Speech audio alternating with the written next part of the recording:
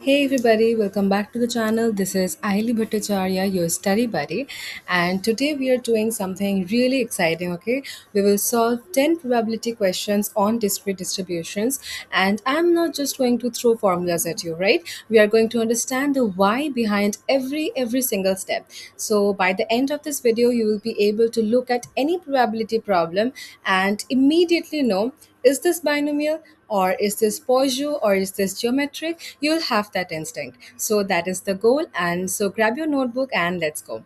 So yes, we will have a lineup for today for the questions. For question number 1 to 3, we will do solve binomial and Poisson warm up. Okay, and then for 4 to 5, we are gonna do binomial with complement method.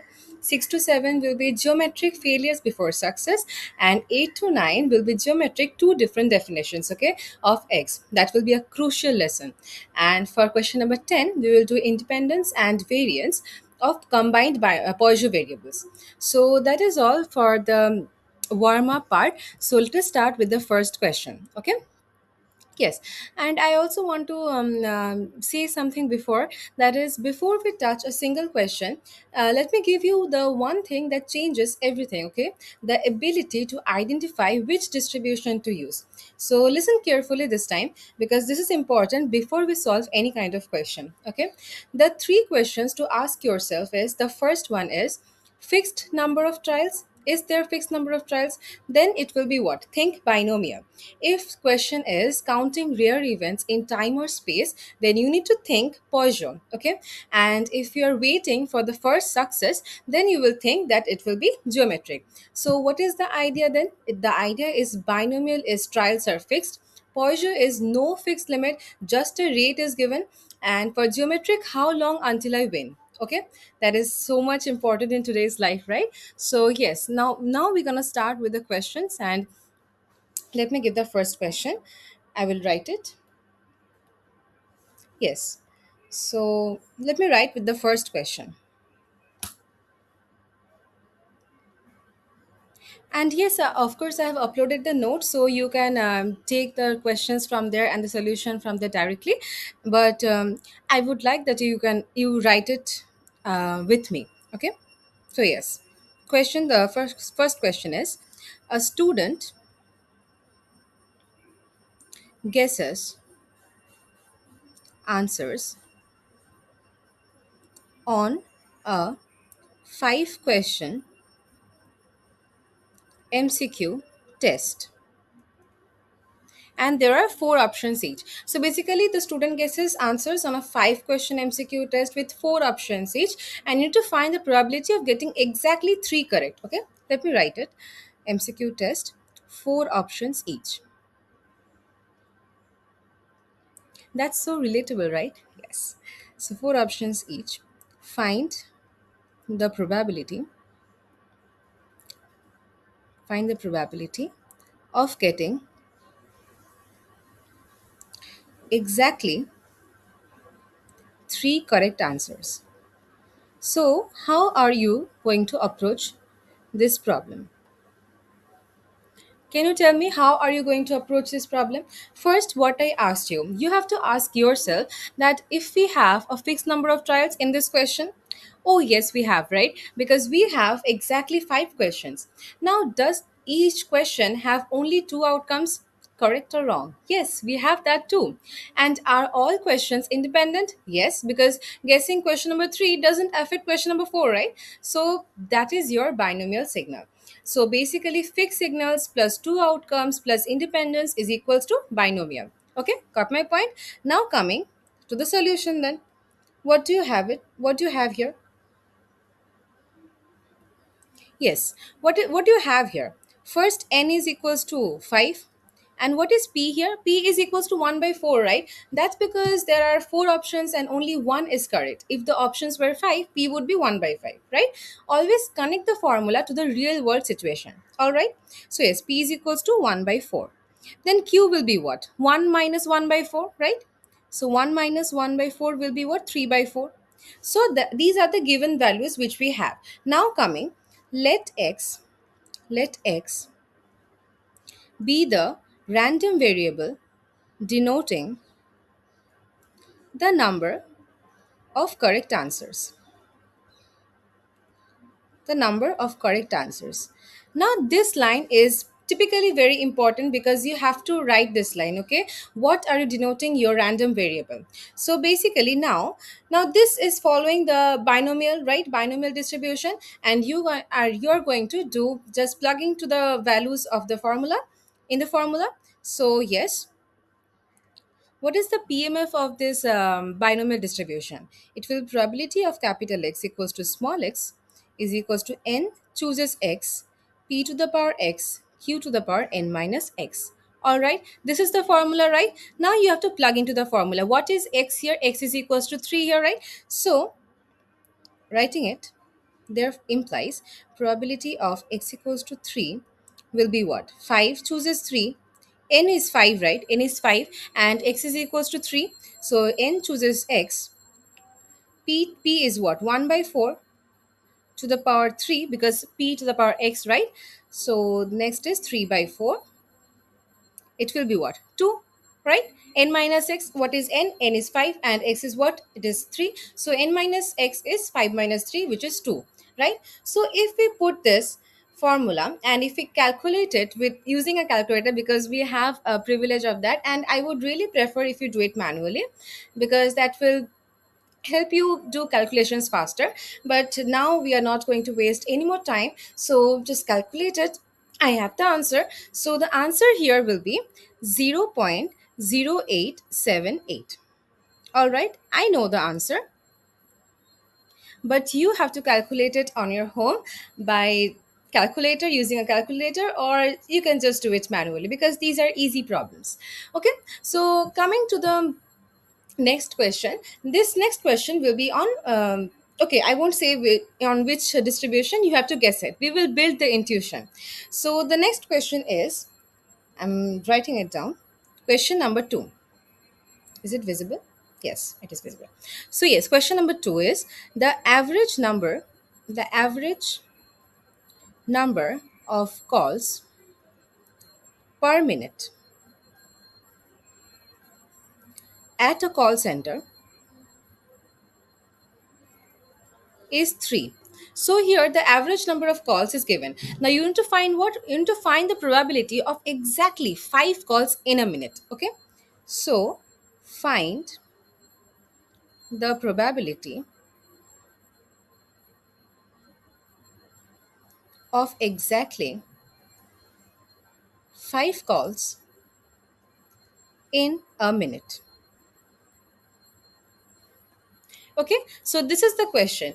Now this is the classic Poisson setup. Can you really see that? Because this is very much given, because there is no fixed number of trials here first, and calls just keep coming. So there is no fixed number of trials. So, and we are also given a rate, our average, right? 3 calls per minute on average, and we want to find the probability of a specific count in a fixed time window, and that is textbook Poisson, right? So rate given, no upper limit on count, time or space interval, that is Poisson.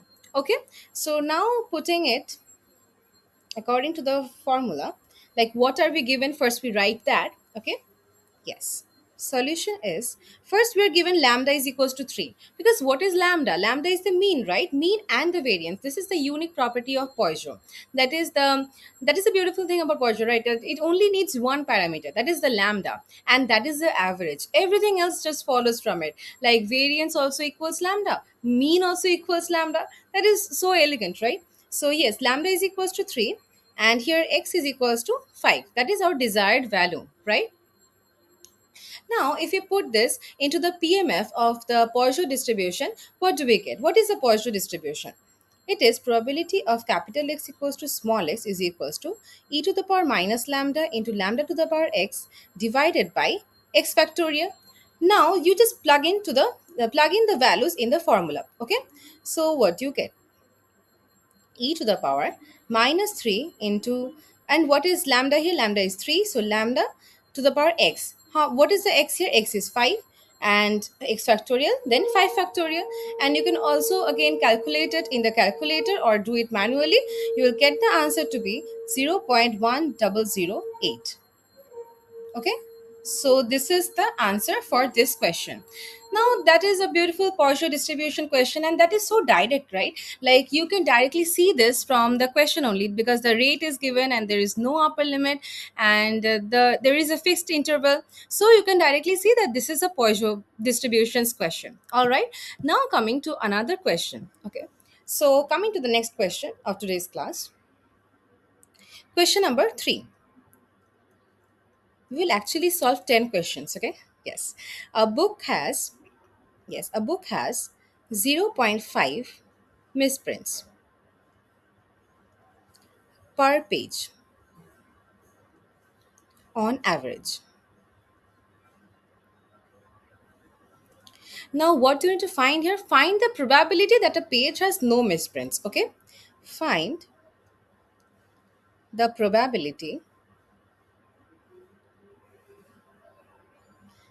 that a page has no misprints. Okay, so this is how you're gonna do it. See, what is the intuition behind this problem also? See, basically this is the zero case intuition. This one is really satisfying. See, when x is equals to 0, what happens to the formula? What is the formula? E to the power minus lambda into lambda to the power 0, right? Because x is equals to 0 divided by 0 factorial. What is 0 factorial? It is 1, right? And lambda to the power 0 is also 1. So basically the formula will be what? E to the power minus lambda. So it simplifies to just e to the power of the negative lambda. That is a beautiful result, and it makes sense intuitively. The smaller lambda is, the higher the probability of zero events. All right. So basically, what will be the, how will you write it? What is the solution? What is the step by step solution? Let me write it. See, lambda here is given zero point 0.5 and x is equals to 0, right? This is given. Now you need to define the random variable, that is the x. Let x be the random variable denoting the number of misprints in a page. Now see, how many misprints are we supposed to find? 0, right? There is no misprint. I'm sorry. No misprint. So x equals to 0 here. And then what you need to write? You need to write the PMF of the distribution, right? So it will be probability of capital X equals to small x is equals to e to the power minus lambda into lambda to the power x divided by x factorial. And that is what I was saying here. This x is 0 here, right? And here it is also 0. I'm sorry.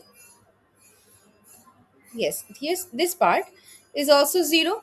So what is this? If lambda is to the power 0, it will be 1, and 0 factorial is equals to also 1. Then we get e to the power minus lambda only, right? So if you get that, what is the answer here? E to the power minus 0 0.5. 0 0.5, sorry. 0 0.5. Okay, so what is the answer to this? E to the power minus 0 0.5 will be 0 0.6065, and that is our answer for this question. Okay, so basically what will be, this is something simpler, right? If x is equals to 0, then the formula shorts down and it simplifies to e to the power minus lambda. So if I have a question for you, if I give a quiz to you, like what would be probability of 0 if lambda is equals to 1, then how will you calculate it? Like this is a very direct question. Okay, and if you want, you can comment down the answer. Now coming to the next question. Yes, coming to the next question, question number 4. A machine produces a machine produces bolts with 5% defect rate. Now, the question is, in a batch of 12 bolts, what is the probability that at least 2 are defective? All right? In a batch of 12 bolts, what is the probability that at least two are defective. Now, what is this saying here? In this question, this is important, okay? Because here we are using a term that is at least. What does at least mean? At least means that it can be at least two or more than two, right? So, at least two means x is equals to 2 or x equals to 3 or x equals to 4, and we'll go all up to the way to x equals to 12, right? That is basically 11 calculations, and nobody has time to do that. Instead, we will flip it. Here's the golden rule: when you see at least, think complement. Okay, so here basically probability probability of x greater than 2, we will use the complement method, right? So is equals to 1 minus probability of x less than 2, right? That is the complement method. So basically here we are doing the calculation way lesser, and we will just do what? 1 minus probability of x equals to 0 plus probability of x equals to 1, right? So 1 minus probability of x equals to 0 plus probability of x equals to 1. Put a bracket so you don't get confused. Okay, so yes, so that is the meaning, right? Whenever you see that at least term comes, then you will use complement. And also for at most, okay, also for at most also we often use complement method. So this saves massive calculation time. Now if you just put the numbers into the formula, then you get what? Let us see. Yes, let me write it. The formula is what? 1 minus, it will be 12 chooses 0. First is x equals to 0, right? 12 chooses 0, 0.05 to the power 0, 0.95, that is the q part. This is p, this is q. And it will be to the power 12 plus 12 chooses 1, x equals to 1 here. 12 chooses 1, 0.05 to the power 1, 0.95 to the power 11, right? And if you calculate it, but please calculate it using a calculator because that will save your time. Okay, so yes, is equals to, it will be 1 minus 0.8816, which will be equals to 0.1184. I think that is the answer. Yes, I will check it once more. Yes, I think that is the answer. So yes, you can also check it while you are doing it in your home. Okay, so basically the answer will be 0.1184. That is the answer. Now see, here we only use the complete method with, like, you can use it using when you see that at least or at most, then you will use this complete method, right? And you will also ask yourself while using it, like, why are you using the complement method? Because is computing, first you have to think, is computing a few cases I don't want easier than computing all the cases I do want? Like, if yes, then you need to flip it. Okay, so is the intuition clear? Now coming to the next question, question number 5. Coming to question number 5. Okay, question number 5 is about a basketball player. So let me write: a basketball player makes 80% of free throws if he attempts 6 shots. Find the probability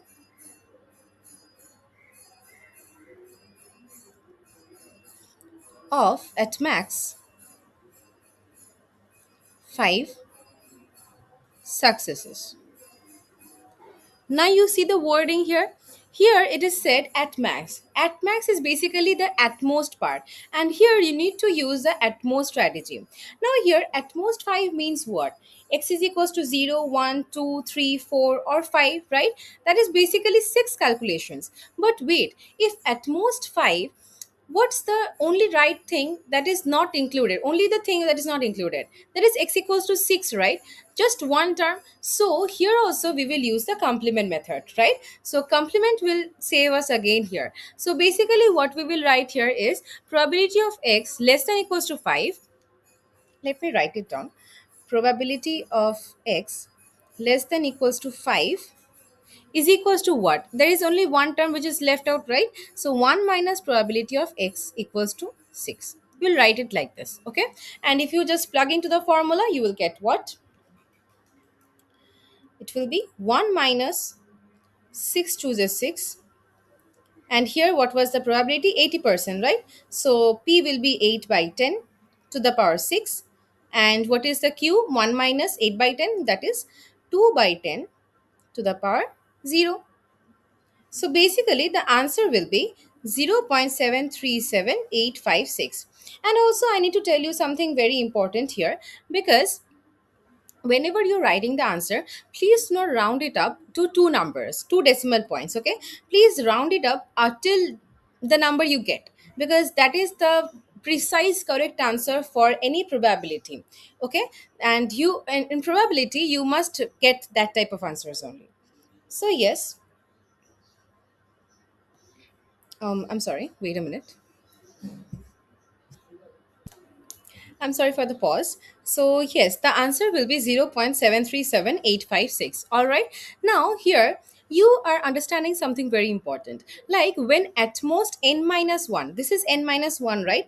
The five successes is it was given, right? So the total number of cases what 6, and it was given n minus 1 cases. So when at most n minus 1 or at least 1, there's usually just one term in the complement, and you need to find it, and that is all for the solution, okay? Now coming to the next part of the question. No, not next part, the next question only. There is no next part to it. So yes, coming to the next question. Question number 6.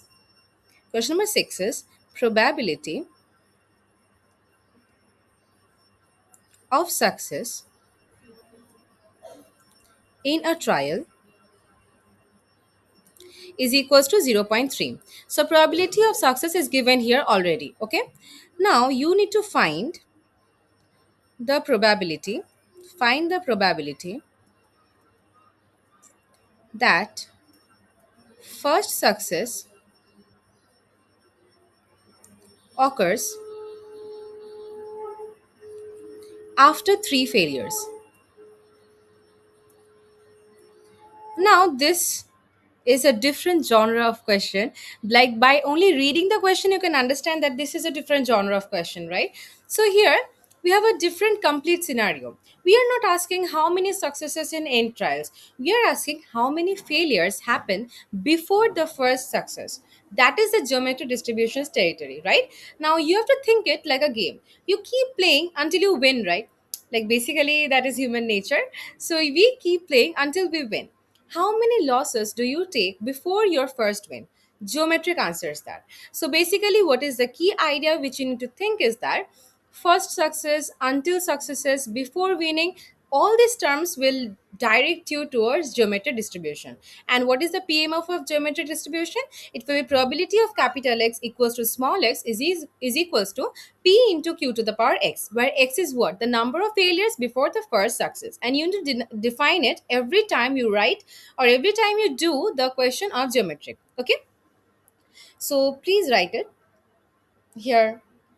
Write it. The given part. Given is what? Probability of success. Wait a minute. Probability of success, which is zero point 0.3. So failure probability will be what? That is a q. Q will be what? 1 minus zero point 0.3, which is zero point 0.7. Okay, right? Now you need to define what is x. Let x be the random variable denoting the number of failures before the first success. Okay, so x will be what? The random variable denoting the number of failures before the first success. Now you will plug in these values into the formula. Okay, what was the formula? P into Q to the power X. So what is x here? X is equals to 3, right? What's happening? Yes, probability of x equals to x is equals to P into Q to the power X, and here x is equals to 3, so x equals to 3, we write it. So zero point 0.3, that is a probability of success here, zero point 0.3. See, it was three failures. If you had any confusion understanding from where I got the x, right? So x's value, that is 3 here. Okay. So zero point 0.3 into 0.7 to the power 3, and the answer will be 0.1029. That is the answer for this question. Okay. So what is the physical meaning of this question? This means that first it was fail, fail, fail, then success. The sequence is FFFS, three failures into one success. The formula captures this perfectly. If you can see, three failures and then one success, right? So this question, the geometry distribution is very realistic and is very much applicable to the real life world, right? And that is so interesting. So yes, now coming to a different question. Okay, the question will be question number 7. Question number 7. A shooter a shooter hits a target with probability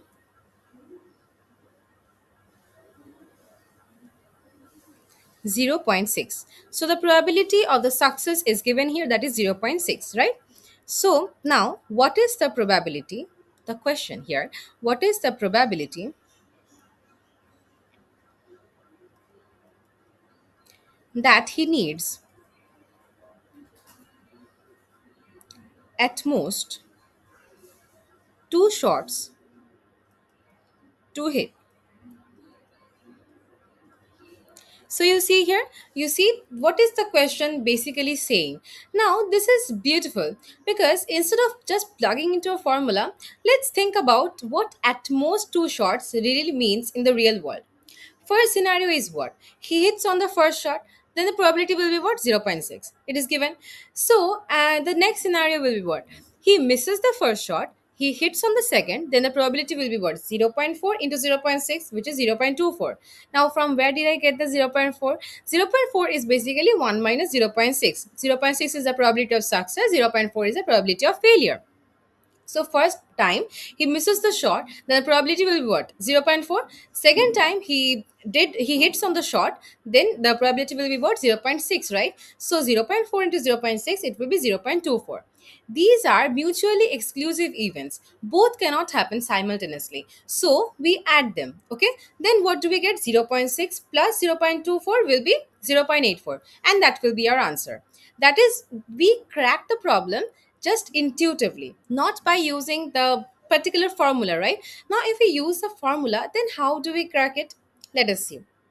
Now, using the formula. Now, this was just me trying to explain you how the geometry distribution is so much applicable to real life, and you can just do it with common sense. Okay, even if you forget the formula. Though the formula is so easy, p into q to the power x, right? So yes, coming to the solution.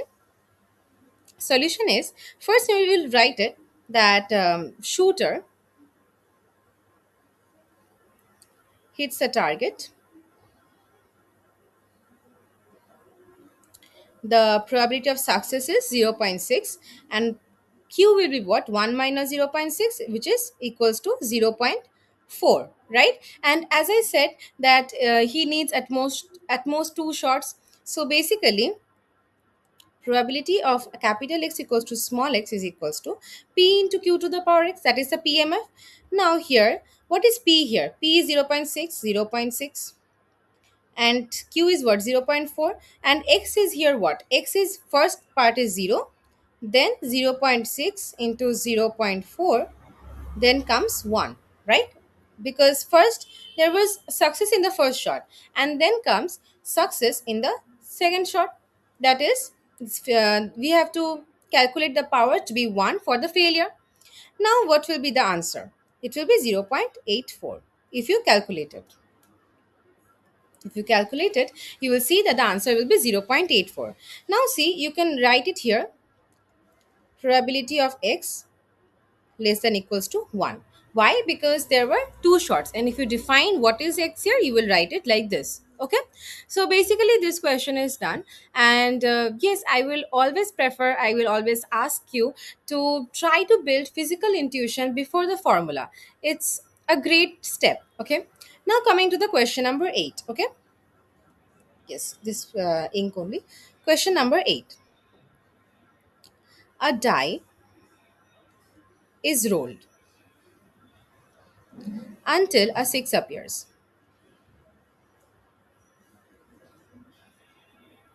Now, what do you need to find the probability that the first 6 occurs on the fourth row. Okay, so this is the question statement. Now, what type of distribution is this? Read the question carefully. Rolled until a 6 appears. That word until is your trigger. We are not fixing the number of rolls up front, right? We keep going until something happens. That is what that distribution is geometric. Now, how do we define our random variable x? We will define x as a number of failures before the first success. Getting a 6 is our success here, and anything else is failure. Since the first 6 is on the fourth roll, that means that we had exactly 3 failures before it, right? So you will write probability of success is 1 by 6, right? Probability of rolling a 6, and q will be what? 1 minus 1 by 6, right? Just a minute. 1 minus 1 by 6, which is 5 by 6, right? So 5 by 6 is what? The probability of not rolling a 6, right? And here x is what? X is number of failures before the first success. You'll write it, number of failures before the first success. And here we cracked it. The total number of trials, oh, I'm sorry, this is not the highlighter. Yes, the total number of trials is 4. Then the number of failures will be what? 3. So here the x is equals to 3. So first 6 on the fourth roll means fail, fail, fail, then 6. That's 3 failures. Okay, so x equals to 3. X equals to 3. So basically we'll write what? Probability of x is equals to 3 is equals to 1 by 6 into 5 by 6 to the power 3, right? That is the formula, p into q to the power x, and the answer will be 0.09645.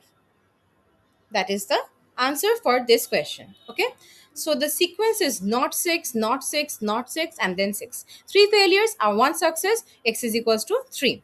Now coming to the next question. This question is a little bit tricky and very important while you practice problems on geometric distribution. Okay, now giving you this problem. Yes, question number 9.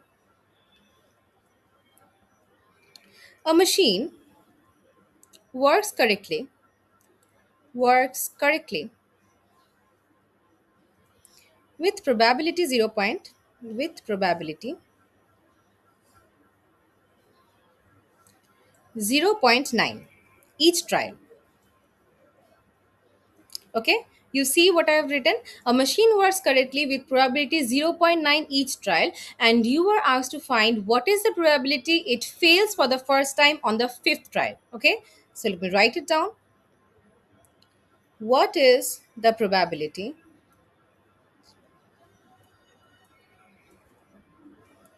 it fails for the first time in fifth trial?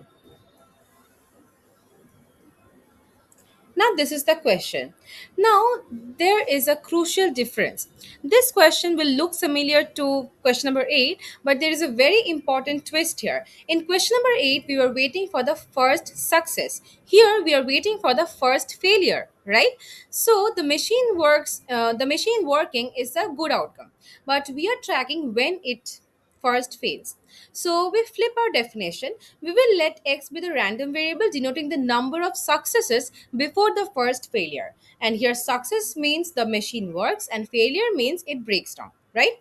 So we will define it to be, let different color, let x be the random variable denoting the number of successes before the first failure.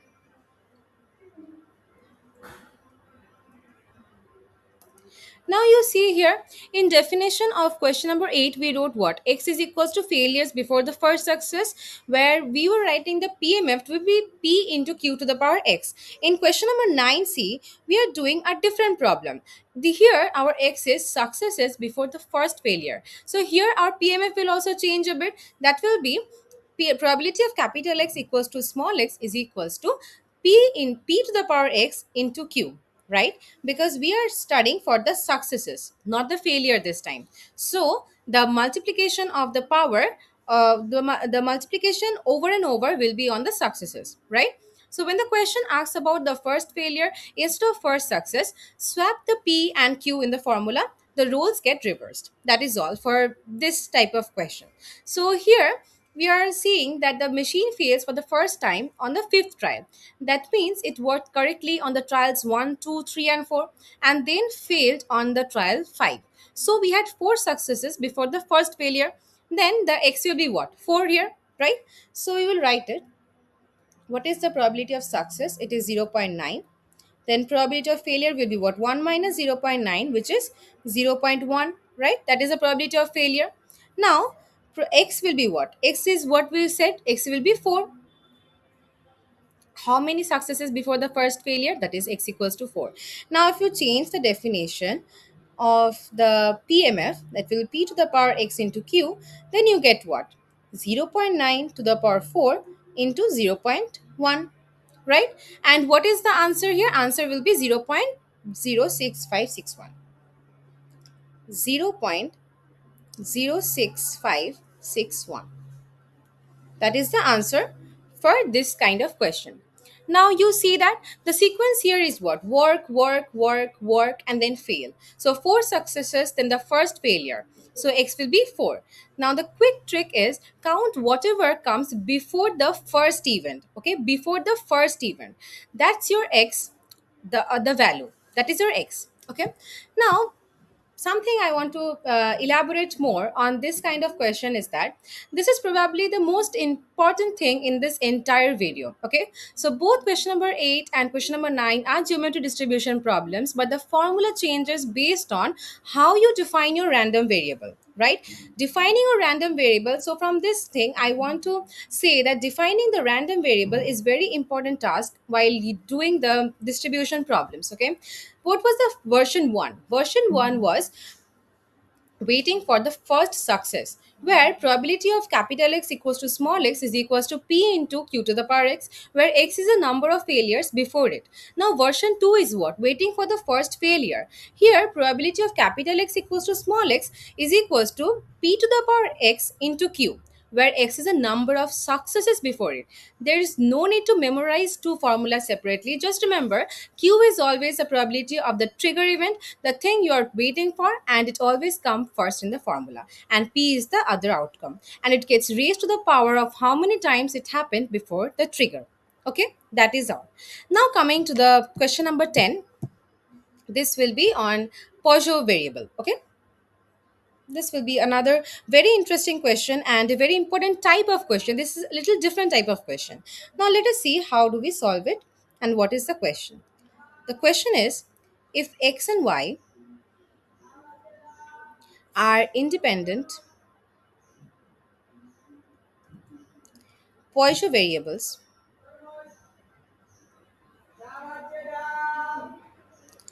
each such that, yes, each such that probability of x equals to 1 is equals to probability of x equals to 2, and probability of y is equals to 2 is equals to probability of y is equals to 3.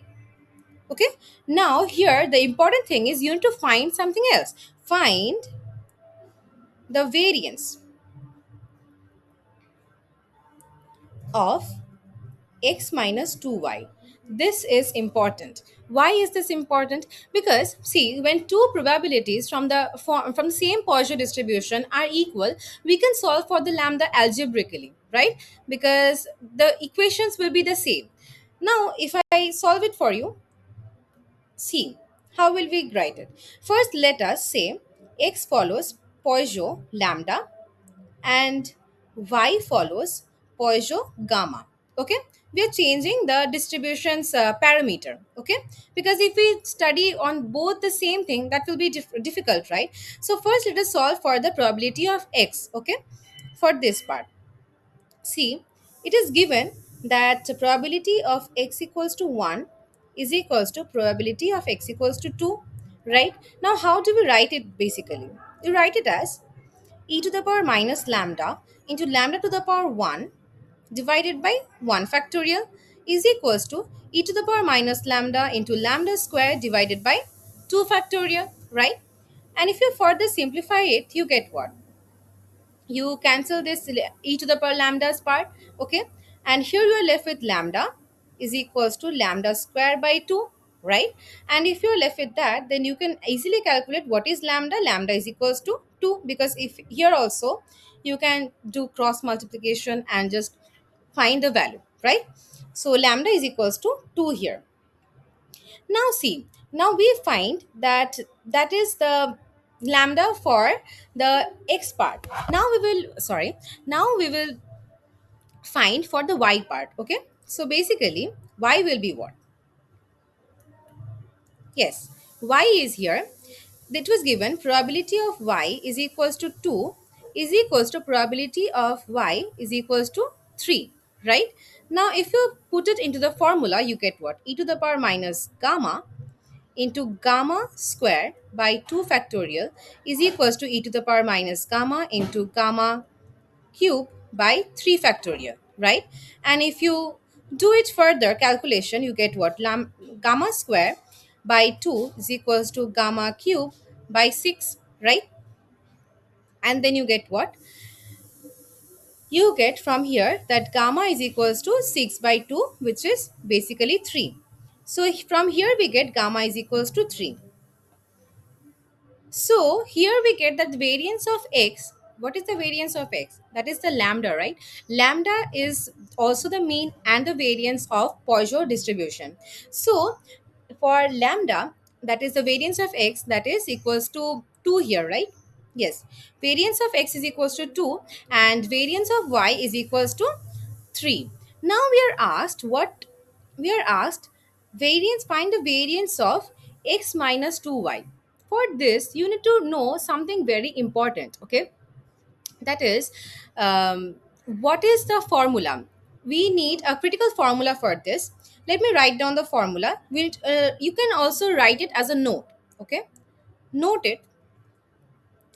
For actually we learned this in our first semester, so I'm writing here as a note so that you can solve this problem. So variance of x plus y is equals to variance of x plus variance of y plus 2 into covariance of x comma y, okay? But for independent, when y x and y are independent Poisson variables, or sorry, not Poisson, for independent variables, for x and y to be independent variables, then the covariance part, this covariance part, x and y will be 0, right? That is the formula which we learned in our first semester. So that is for variance of x plus y. Now if you try to find variance of, I'm sorry, wait, variance of, what's happening? Yes, now it's correct. So variance of x minus y is equals to variance of x plus again variance of y minus 2 into covariance of x and y. Now this is the same for this part also. When x and y are independent, then covariance part will be 0 here. Let me put a star mark here also. The same star point. Okay. Now here we are asked to find what? X minus 2y, variance of x minus 2y. So you will put the formula of this part only. So if you write it like that, variance of x minus 2y is equals to what?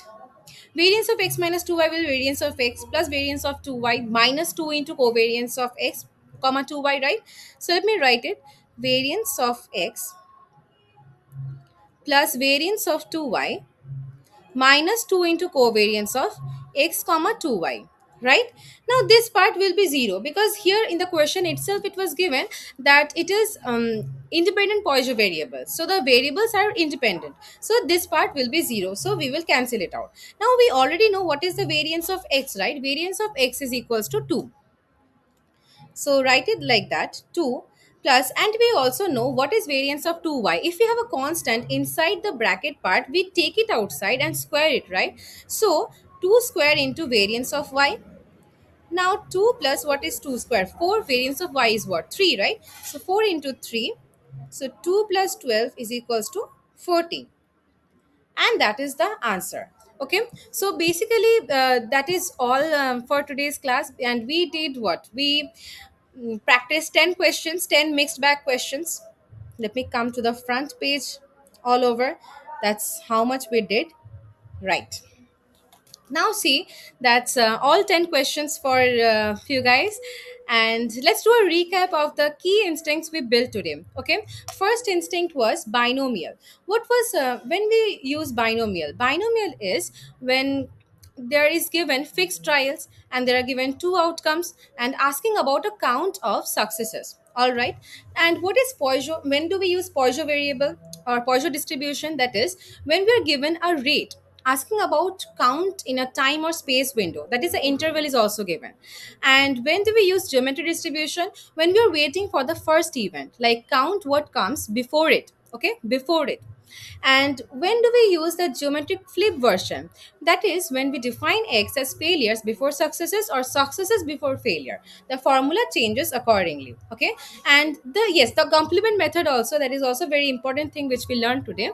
That is for at least or at most with many terms, you need to flip it. You need to use the complement method. And that is all for today's class. That is a recap also. If this video helped you, smash that like button. It genuinely helps the channel to reach more students, and drop any doubts in the comments below. I respond to every question. So yes, and yes, if you subscribe, if you haven't subscribed already, you should do it. And I'll see you in the next one. And yes, study smart. Bye bye, thank you for watching. Yes.